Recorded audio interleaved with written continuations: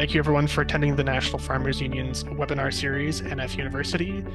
Our presenter today is Sofía Monsalve Suárez, and the topic is green grabbing and the recent land squeeze report by IPES-Food.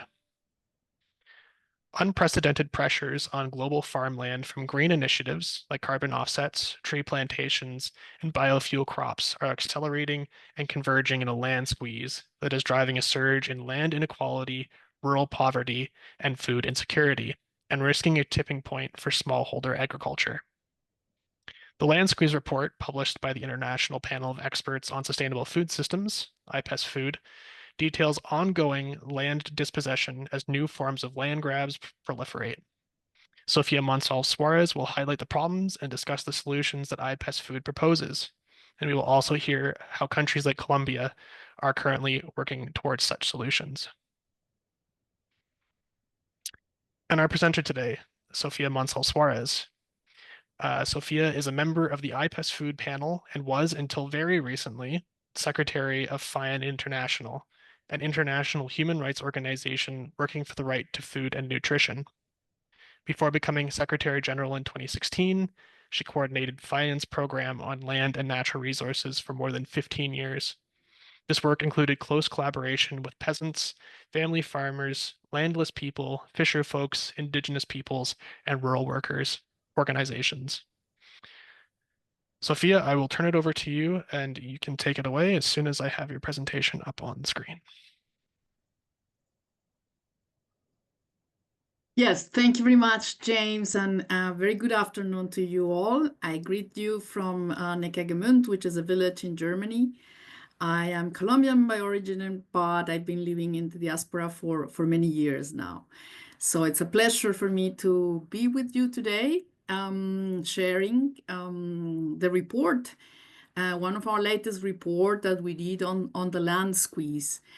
This report comes from the concern, I think you can put the first slide, please, comes from the concern about, we noticed that there is a lot of talk about how to transform food systems, how to make them sustainable. And what we notice is that one important part of the puzzle is related to land, especially and particularly the discussion around land inequality. Because what we are seeing today is a huge trend towards land concentration in all regions of the world, including regions which used to have a more egalitarian distribution of land resources. So therefore, our report wanted to really shed light on what is the status of land today, because of course it's a central part of our food systems.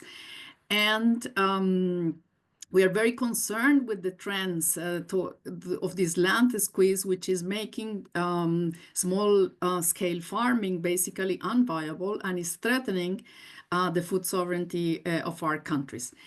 Well, in this first slide, you see that we are referring to the available data that we have in terms of land concentration. It's outrageous to think that only 1% of farms control more than 70% of farmland. And that small-scale farmers control only 12% of the farmland. And this is particularly unjust because, as we know, small-scale farmers are the ones feeding the populations. Big farms are more important for trading and for long supply chains and all these globalized structures of trade, but not necessarily for feeding the population. So it's remarkable that even though small-scale farmers control only such a small percentage of land, they are able to do so. But the problem is that they are being squeezed, and this is precisely was the main concern of our report. You see that across regions, this inequality, land inequality, varies. The region I come from, Latin America and the Caribbean, is the most unequal region, as you can see. Whereas, but as I said, the trend towards concentration is actually going into all regions of the world. I also want to say that this data is probably a little bit that the concentration may be higher because the data that we have available has several different biases. For instance, it is not possible, according to agricultural or the national census upon which these statistics are based, don't record, for instance, whether land is controlled by corporations or not. So therefore, we may see that the concentration could be much higher. The FIO is currently working, the UN Organization for Food and Agriculture is actually working on an update of these figures, and they will be launching a report on land concentration in October this year. Next slide, please. Yes, so in our report then, we wanted to look into what are the causes, what are the driving factors of this land concentration and this inequality. We look basically at 4 trends, which is driving this development today. So you see that, first of all, we will be looking at issues of deregulation and financialization of land. The second driver that we identify is green grabbing and all the policies that are supposed to reduce emissions but are actually causing land grabbing or more land dispossession. The third point is the expansion and encroachment. Here we refer to issues related to urbanization, for instance, but also to mining, which is a huge factor of land grabbing and land destruction because of the environmental destruction that mining usually causes. And the third factor, the last factor, the fourth factor is the reconfiguration of the food system towards more industrialization and corporate control. So you see that in our graphic, we also relate to factors which are very important and also shapes this inequality. And they are related to issues of racism, patriarchy, and class-based power. Historic issues are very important, and I think James referred to, in the case of Canada and of settler colonies, that current patterns of ownership very much related to historic dispossession processes, and I think this continues to be a major issue today. And other factors like, macroeconomics, what are the main narratives today in agriculture, but also in environmental protection. So let's have a look then at these 4 drivers, and let's start. Next slide, please. Let's start with the first driver that we identify, which, we label the land grabbing 2.0. And here mainly we want to point to this phenomenon called financialization of land, which is the control of land assets by financial actors, mainly pension funds, asset management companies, and other ways of controlling land from the financial sector. So this phenomenon has been going on probably since the deregulation of land markets. So these are World Bank policies that were introduced in different countries in different moments, but mainly after the structural adjustment crisis back in the 80s. And these deregulated land markets made possible that many actors have been investing in buying land in different parts of the world. So you see that these large-scale land transfers that we saw particularly in the year 2007 and 2008 after the financial crisis have become rampant in all regions of the world. And then they have been fueled by a renewed push to secure land for export commodity production But also they are very much related to large investment initiatives and growth corridors, like, for instance, the Belt and Road Initiative, or the special economic zones in parts of Asia. So we see that these are figures from the year 2023. Agricultural funds managed. So we have identified over 900 active agricultural funds, which are managing over $150 billion. These funds are really on the rise. And these are also possible through a very complex structure of investing in, I mean, many of the corporations controlling these lands are based in tax havens. So therefore, tracking this speculative investment is very, very complex, because this is really a web of holding that is owned by another holding, and so on and so forth. So it's very complicated to track. So land has been turned into a financial asset. And as I was saying, since 2008, there is 10 times more agricultural investment funds. And since the pandemic, American investors have doubled their stakes in farmland. Many of you have heard probably of this US-based Teachers Insurance and Annuity Association, which pioneered investment in farmland as a speculative asset.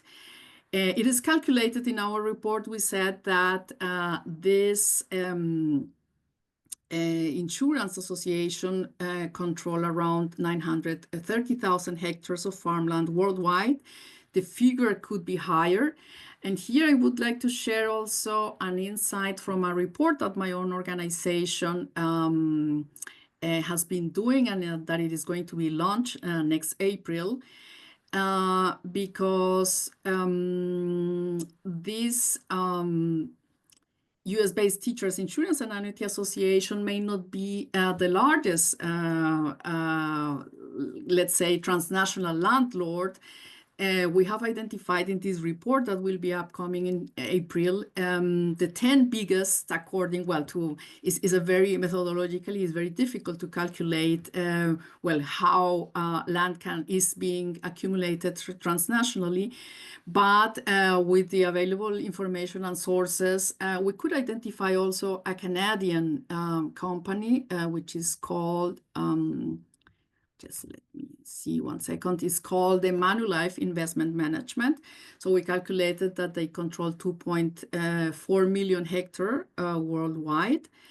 And this is basically they control, well, nature-based assets such as timber, but also agriculture. And they have forestry properties in the United States, New Zealand, Australia, Chile, Brazil, and Canada, and agricultural properties in the United States, Australia, Chile, and Canada as well.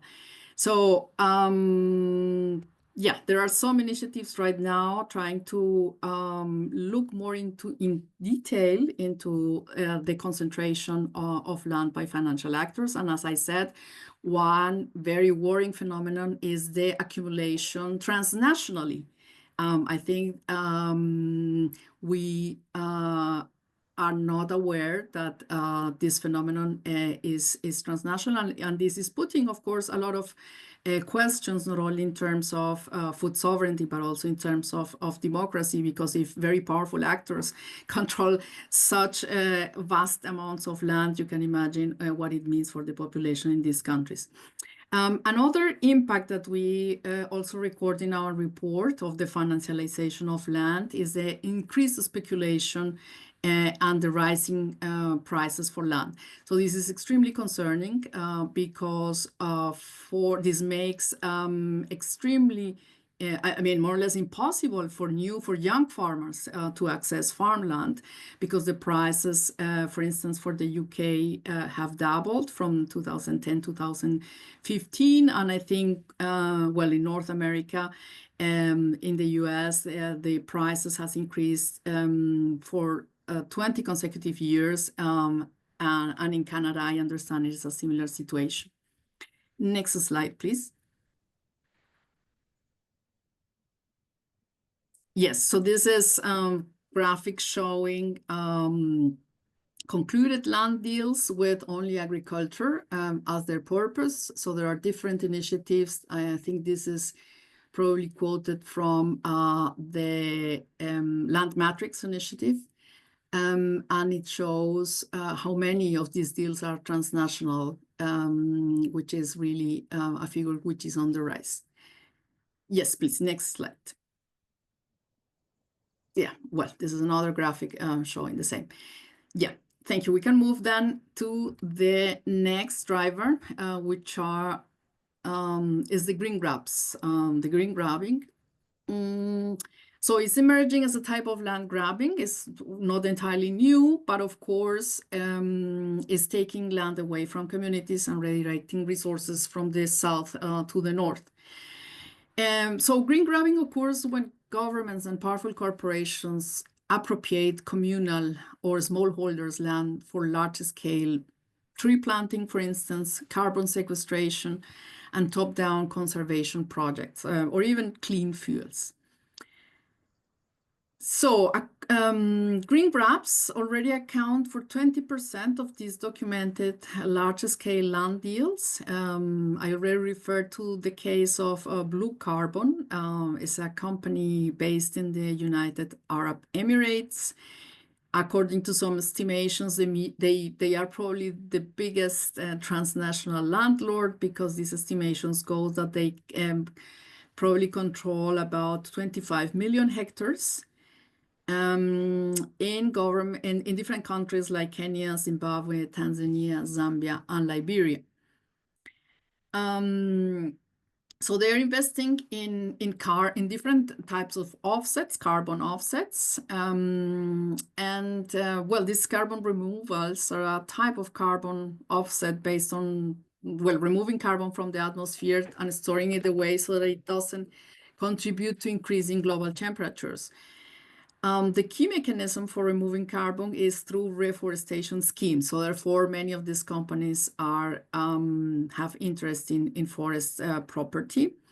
And is based on the premise that planting new trees offsets emissions or compensates for deforestation elsewhere, even though the science shows that they are not really equivalent. Despite the scant evidence in their favor, governments' pledges for land-based carbon removals add up to almost 1.2 billion hectares of land, which is the equivalent of total global cropland. And half of all these pledges interfere with indigenous lands. So the carbon offsets markets, public and private, are expected to quadruple in the next 7 years. And by 2023, carbon offsets markets were valued at $414 billion globally, a figure that it is projected to rise to $1.8 billion by 2030. So next slide, please.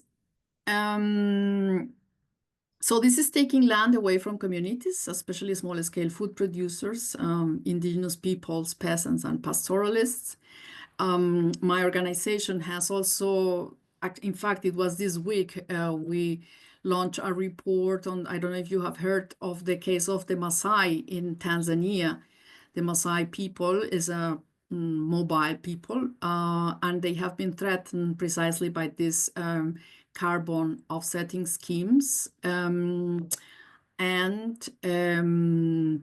the very same company that we are referring here, the Blue Carbon company, and they are heavily affected by these projects. Okay, so yes, please next slide. So we move now to the third driver, which is related to expansion and encroachment. We have titled that driver. And this relates to issues of urbanization and mining. So when we talk about encroachment, we're really referring to the huge swaths of land being taken out of agriculture or repurposed for extractive industries and mega developments.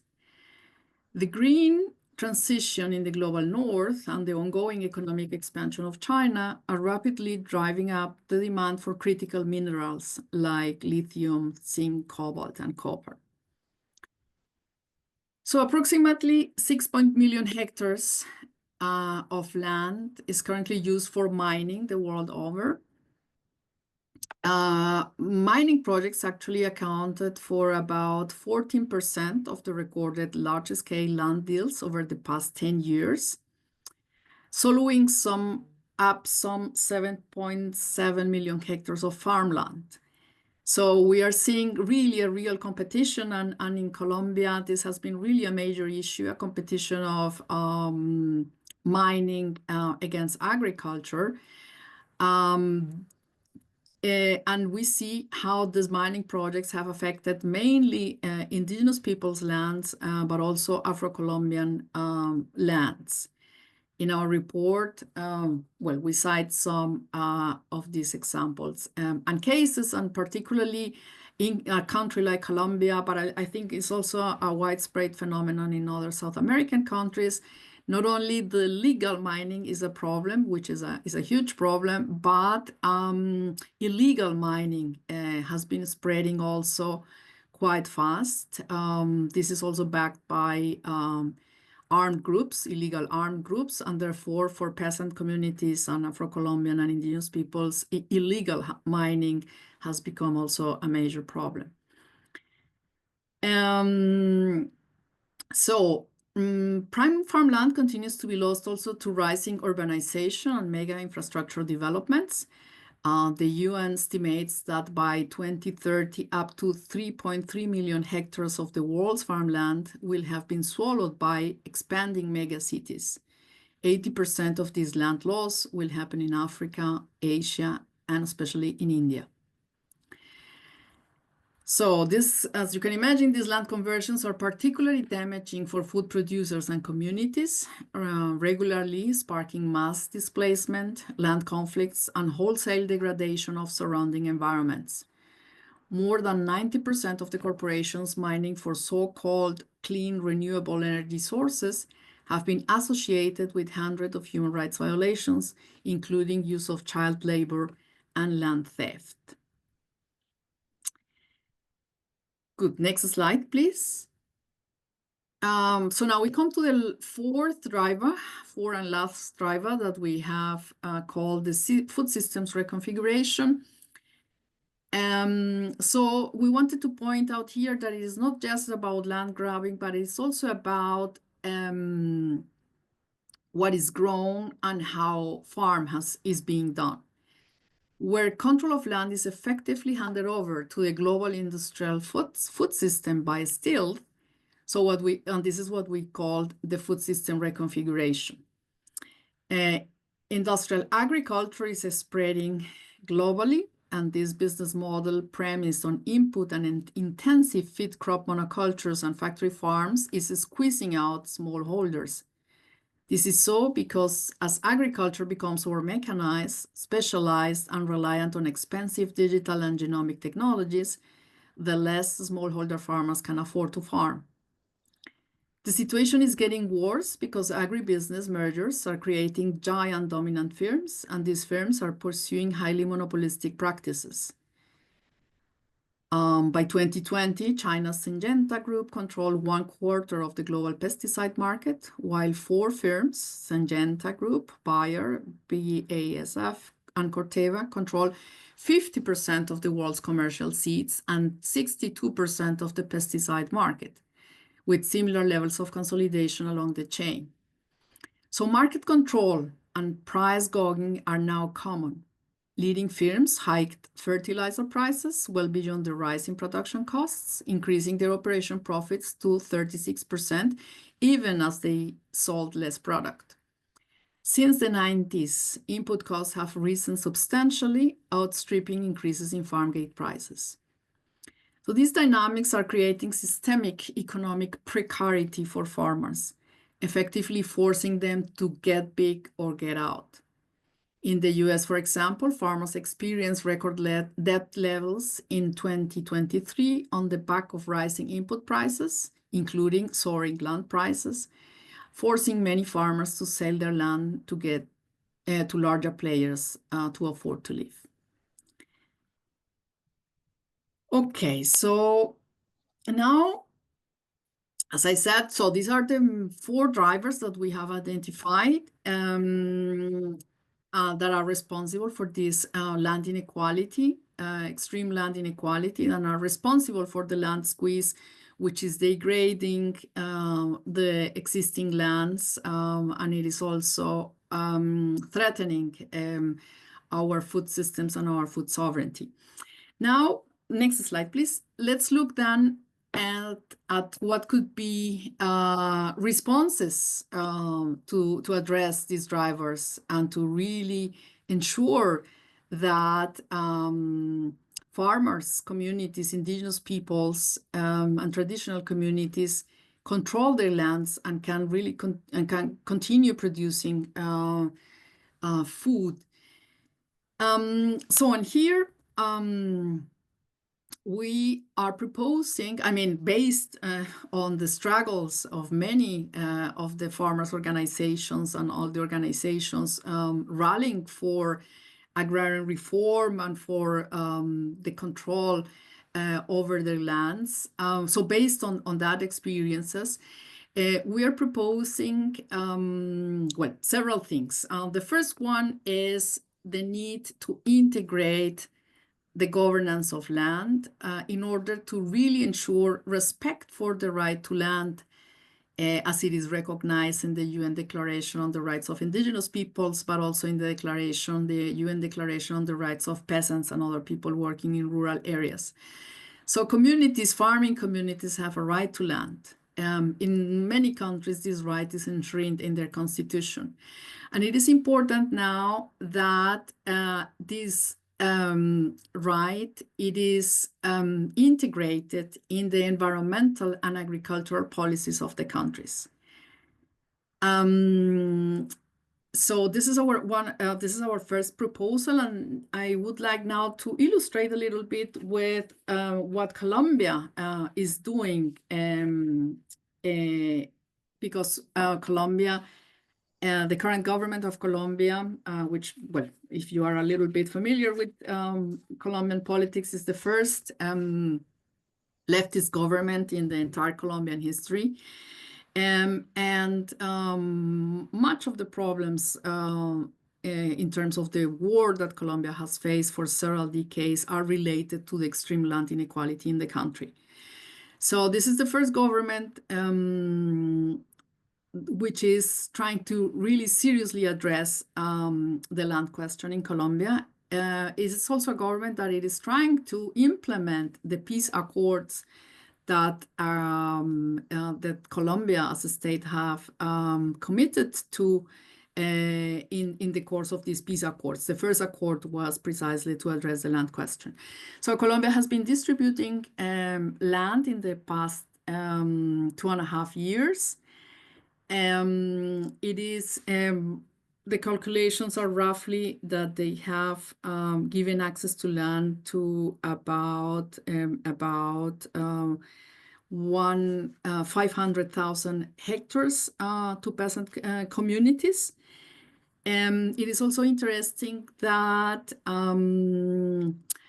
peasants have been demanding for a long time the creation of peasant, what it is called in Colombian, peasant reserve zones. It sounds in English, I think that's probably not the correct translation in the sense that reserve sounds a little bit strange, but the idea is to create really territories controlled by small-scale farmers, that they can really manage these territories, that they can develop, make in a self-determined way their own development plans. So they are more protected. It's a collective way of managing these territories. And this government has approved, it's probably around 10 of these peasant reserve zones, and 28 more are in the pipeline.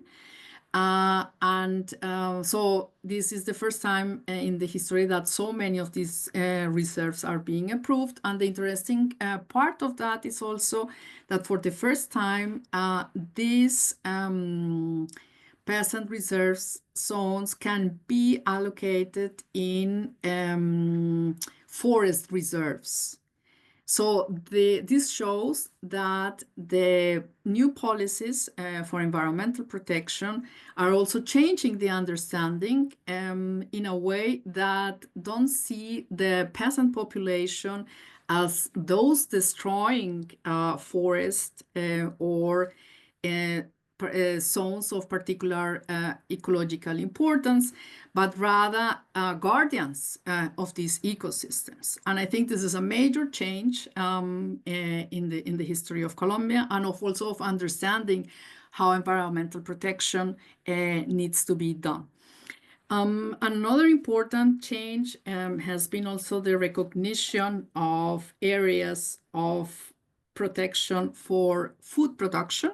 So let's say, in a sense, food production has been now recognized also as an important function of land and natural resources, and therefore areas of food production are being identified as well and will be protected. I mean, the whole planning around these areas will be to protect farmland and to protect farming communities so that they can continue farming land.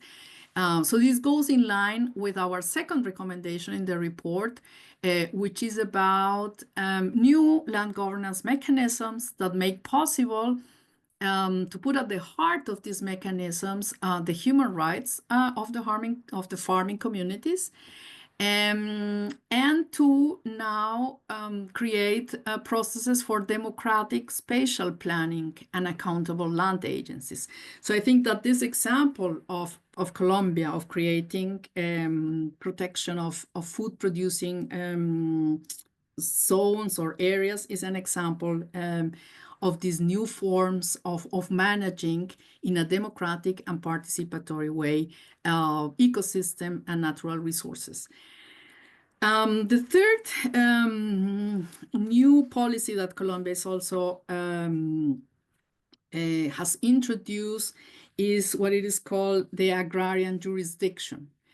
And this is about creating a new judicial system. I don't know what are the right words of these legal expressions in English, but it is creating a jurisdiction, an agrarian jurisdiction, which will be specialized in dealing with conflicts over land ownership, but also will be specialized in recovering public lands that were illegally appropriated.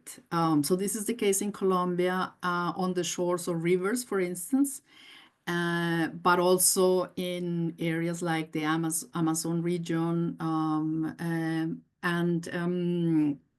This is, I think, also very important because we had in the past a judicial system which was totally biased against peasants. I mean, they don't, I mean, for the judicial system, peasants don't even exist or were, I mean, worth or deserved any special legal protection by the state. So this has changed also because the Colombian, there is also a constitutional reform. Now the peasantry has been recognized as a political subject of rights and deserves a special constitutional protection. So this unleashed this series of legal reforms, including, for instance, the creation of this agrarian jurisdiction, which is supposed to protect the social and ecological function of property, and at the same time take into account and protect the rights of indigenous peoples, of Afro-Colombian communities, and now of the Colombian peasantry as well. So this is going to be also an important reform in this integrated governance, as we say in the report, including new forms of democratic spatial planning for the protection of food production. So the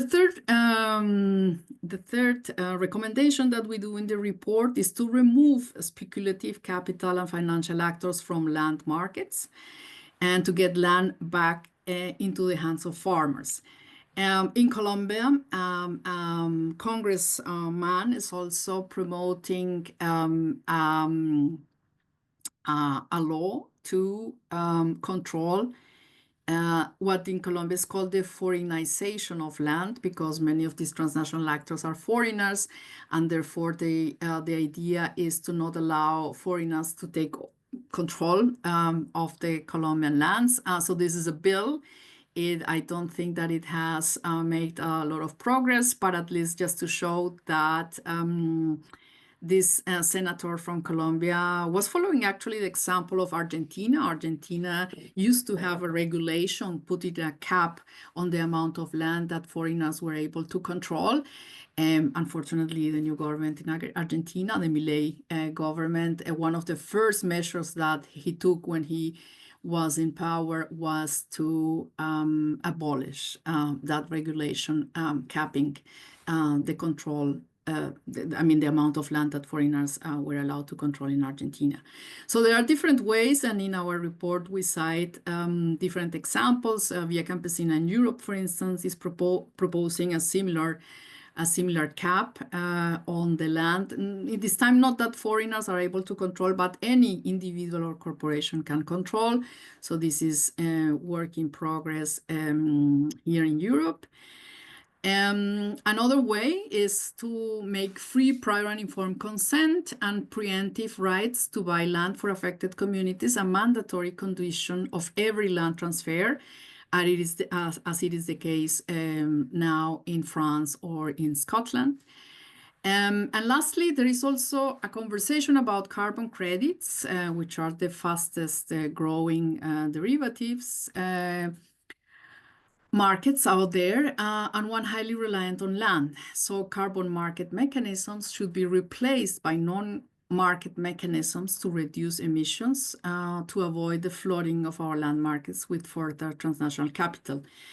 In the case of the Maasai in Tanzania, as I was telling you, they are calling for a moratorium on carbon markets in Tanzania until the carbon markets is properly regulated in Tanzania in a way that free, prior, and informed consent is secured, and that, of course, the rights of mobile indigenous peoples, as the Maasai are fully protected. So there is also this call for a moratorium, for instance, in Tanzania. Another recommendation of the report is to support alternative forms of land ownership and access. And here we are referring to an example in the US. An association called Climate Land Leaders provides a platform for non-farming landowners to donate their inherited land to entrant farmers. Another example is the African Climate Foundation, which is transferring land owned by absentee landlords to local rural communities. And the last recommendation is, of course, a new deal for farmers and rural communities to secure their livelihoods and their control over land with fair prices, adequate social security and pensions, and incentives to adopt agroecological practices. Examples out there, we refer to one in Minnesota's revenue protection policy, which is already protecting farmers' revenues from bad harvests, and minimum support prices as implemented in India or in China. Good. And then the last recommendation is to give priority to community managed land conservation systems. which is actually the one of the main instruments agreed in the global biodiversity framework to meet global biodiversity goals while protecting local food production. I think that this old idea of conservationism, that we will conserve nature without people, is totally outdated and needs to be really challenged and called out. So it is clear that the global biodiversity framework understands co-managing community managed lands for biodiversity conservation is the way ahead. And here we have also many examples in different parts of the world, and we refer to one from Uganda, which is the Bangugu people in West Uganda are using mapping to collectively reclaim their traditional knowledge and practices and protect their land resources. Okay, so I think I'm more or less in time. Yeah, so I thank you very much for your attention, and I look forward to our conversation now with your questions. Thank you.